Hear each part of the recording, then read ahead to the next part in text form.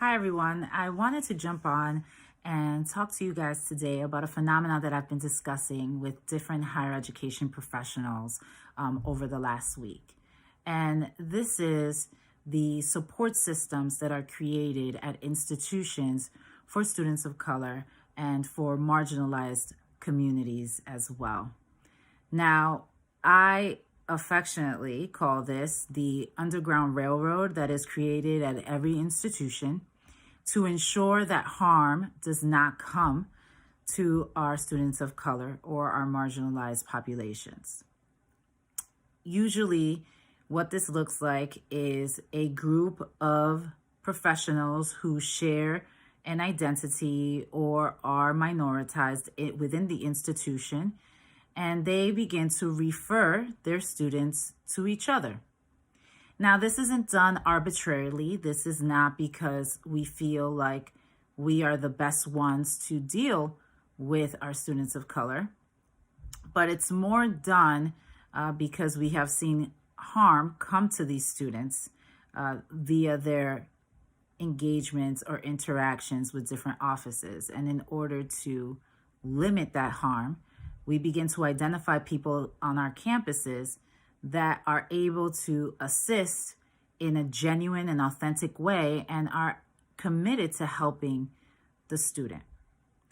So, a little bit about this conversation and where it's coming from. I've just had to do a bunch of trainings on implicit bias and having the discussion on how implicit bias works in the real world and how it affects our everyday lives. And this comes up a lot. Who is trusted, who is not trusted, and why? So the Underground Railroad that's created at most institutions is not just, one that is filled with students or professionals of color.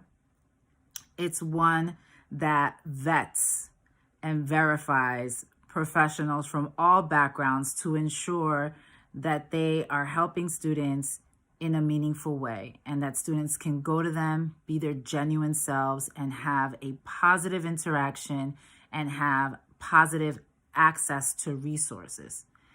Because it happens everywhere. You send someone to one person and they get an answer as to what can or can't happen, right? And then you send someone to the other person and magically doors open and resources are provided and issues are resolved. Well, in understanding that systems were not created for us, we developed survival tactics. And unfortunately, the Underground Railroad has continued on in institutions all throughout this country. So let's start with, how do you get in? As my good friend Kathleen says, you need to be vetted and verified.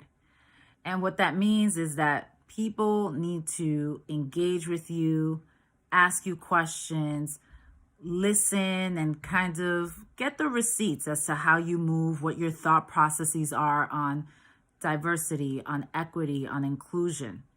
And every institution that you go to, you go through that vetting process all over again.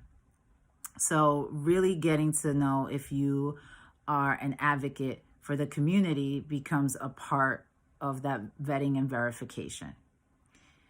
Then also, students have to vouch for you. Students have to vouch that they had a positive experience with you, that they got what they needed. And if they didn't get what they need, that at least the interaction was a positive one. So there's that. That's how you get into this network of support for students. Then the next issue is, how do you know that you're in, right? So you know that you're in because people from the marginalized or minoritized community, professionals who work at the institution, are now referring students directly to you. How many times as a professional of color have I not said, okay, I want you to go to this office, but I want you to talk to this person. This person's going to give you the information that you need. So we create these networks and we triage our students. So if I know that a student has an academic advisement issue, I'm not just sending them to that office. I'm sending them to someone specifically in that office that's going to holistically listen and be able to assist and help and have some empathy and potentially some background as to why that student is going through what they're going through. It becomes critical. In order for us to assist our students, we have to understand what the barriers are that exist in our world that stop them from getting to that next level. If we can't acknowledge that any barriers exist, then it's going to be really, really difficult to help them in any kind of way. And students know that. So that trust agency that has to develop, it develops through, verification, but also referral.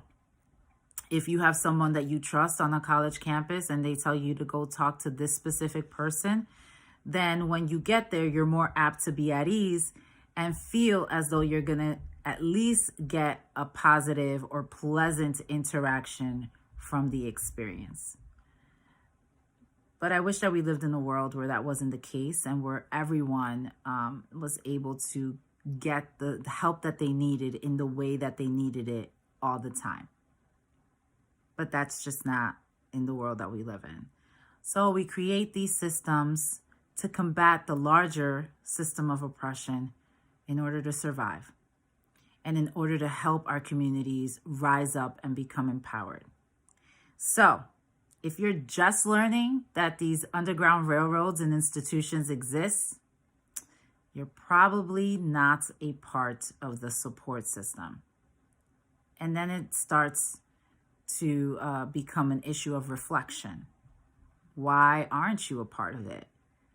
And then you have to think about what kind of vibe or what kind of interactions have happened or what kind of reputation do you have with the minority community on your campuses. All right, so that's a little bit about what I have been discussing with different colleagues this week. I hope that it illuminates for some of you what it is that we have to go through. So the hoops and the barriers that exist, there are some people on the sidelines to help you get through them. Unfortunately, it's not everyone. And we do, as communities of color, as minoritized people, try to ensure that we eliminate the risk of harm as much as possible for our clients or for our students that we're helping. And that means creating counter systems for the ones that already exist. It's a lot of work and it can be extremely exhausting. So yeah, that's a little bit about the Underground Railroad that exists in higher education.